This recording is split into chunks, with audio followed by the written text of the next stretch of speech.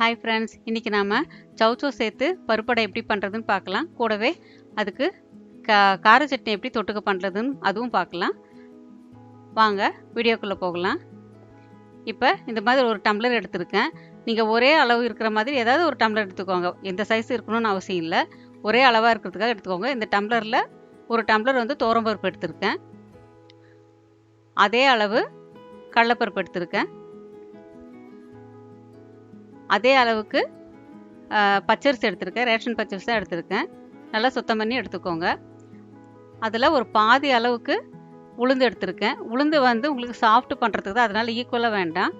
அப்புறம் சொதன்னு ஆகிடும், அதுக்காக தான். இப்போ எல்லாத்தையும் ஒன்றா சேர்த்து நல்லா சுத்தமாக கழுவிக்கோங்க. ஒரு 2 முறை கழுவிட்டு வேணுங்கிற தண்ணி ஊற்றி ஊற வச்சுக்கோங்க. ஏன்னா ரொம்ப தண்ணி ஊற வச்சிங்கனாலும் அந்த தண்ணி வேஸ்ட் ஆகும். உங்களுக்கு பருப்பு அரைச்சிங்கன்னா எவ்வளோ தேவைப்படும் அந்த அளவுக்கு, அது மூழ்கிற அளவுக்கு இருந்தால் போதும்.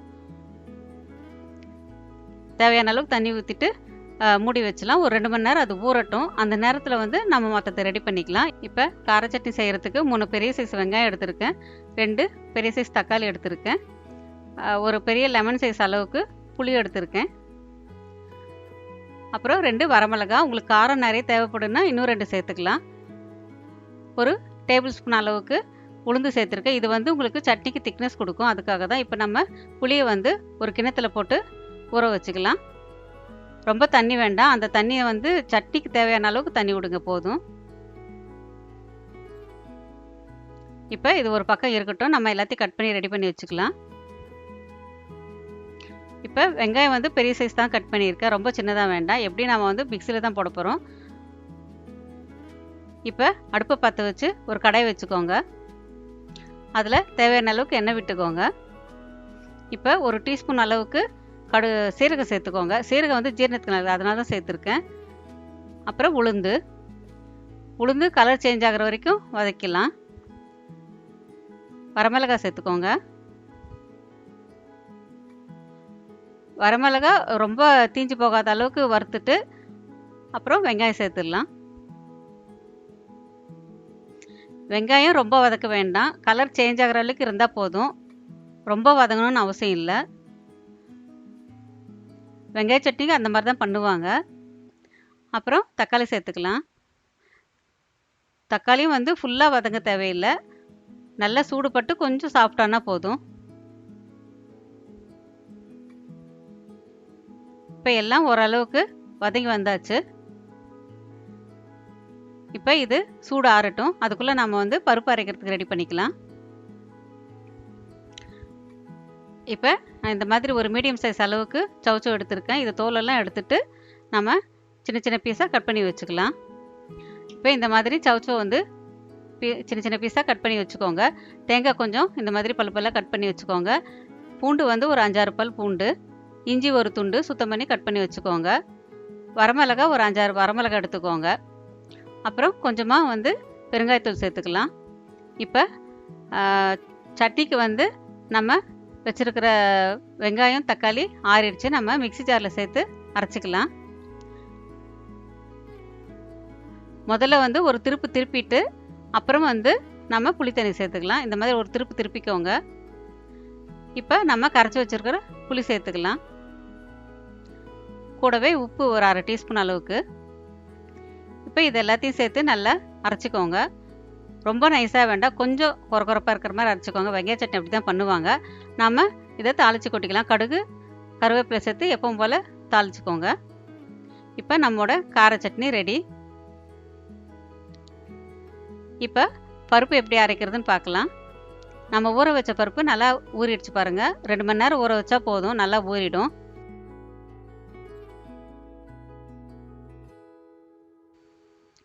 இப்போ இதை மிக்சி ஜாரில் சேர்த்துக்கலாம். இது பெரிய கப்பு மிக்சி ஜார் எடுத்துக்கோங்க. ஏன்னா வந்து மொத்தமாக சேர்த்து ஒரு 2 அழகு அளவுக்கு வரும்.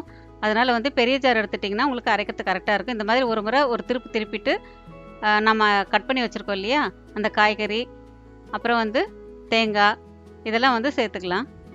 தேங்காய் துண்டு சேர்த்துக்கோங்க. அப்புறம் இஞ்சி சேர்த்துக்கோங்க. பூண்டு, வரமிளகா உங்களுக்கு வேணுங்கிற அளவுக்கு காரத்துக்கு சேர்த்துக்கோங்க. அப்புறம் தேவையான அளவு உப்பு, இது எல்லாத்தையும் சேர்த்துட்டு அரைச்சிக்கலாம். தண்ணி வந்து முதலே விட்டுறாதீங்க. ஏன்னா சௌச்சௌ நல்லா தண்ணி விடும். அதுக்காக வந்து முதல்ல ஒரு திருப்பிட்டு அப்புறம் வேணும்னா அப்பப்போ கொஞ்சம் கொஞ்சமாக விட்டு அரைச்சிக்கோங்க. இந்த ஊற வச்ச தண்ணி வந்து வேஸ்ட் பண்ணாமல் வந்து யூஸ் பண்ணிக்கோங்க. ஏன்னா அதில் இருக்கிற சத்தெல்லாம் வேஸ்ட் ஆகாமல் இருக்கும். ரொம்ப நைஸாக அரைக்காமல் கொஞ்சம் கொரகொரப்பாக அரைச்சிக்கோங்க. ஏன்னா அடைக்கு வந்து கொஞ்சம் லைட்டாக வந்து கொரகொரப்பாக இருந்தால் தான் நல்லா டேஸ்ட்டாக இருக்கும். இதுக்கு கொஞ்சமாக வந்து நான் மஞ்சத்தூள் சேர்த்துருக்கேன். தோசை பார்க்குறதுக்கு கலர்ஃபுல்லாக இருக்கும், அதுக்காக தான். ஒரு பிஞ்ச் அளவுக்கு தான், உங்களுக்கு விருப்பம் இல்லைன்னா விட்டுருங்க. இப்போ தோசை எப்படி பண்ணுறதுன்னு பார்க்கலாம். அடுப்பை பற்ற வச்சுட்டு ஒரு தோசை தவா வச்சுக்கோங்க. இப்போ தவாவை வந்து சுத்தமான காட்டன் துணியில் துடைச்சிடலாம்.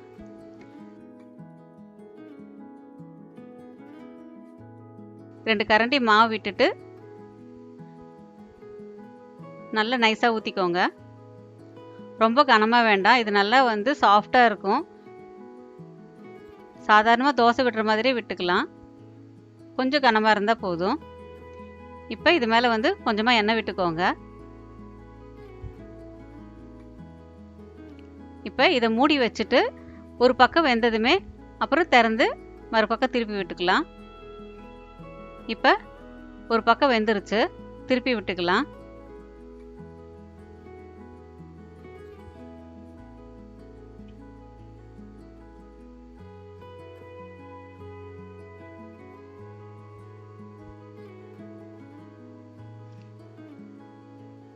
இப்போ ரெண்டாவது பக்கமும் வந்து நல்லா கலர் மாறினதுமே எடுத்துட்டோம்னா நம்மோட சௌச்சௌ பருப்பு அடை ரெடி. இதை வந்து செஞ்சு பார்த்துட்டு பிடிச்சிருந்ததுன்னா லைக் பண்ணுங்கள், கமெண்ட் பண்ணுங்கள், ஷேர் பண்ணுங்கள், சப்ஸ்கிரைப் பண்ணுங்கள் ப்ளீஸ். அப்படியே பக்கத்தில் இருக்கிற பெல் பட்டனை அமுத்துனீங்கன்னா நாங்கள் போடுற வீடியோலாம் உங்களை கரெக்டாக ரீச் ஆகும். இப்போ கூடவே வந்து கார சட்னியும் வச்சு சாப்பிட்டிங்கன்னா அருமையாக இருக்கும்.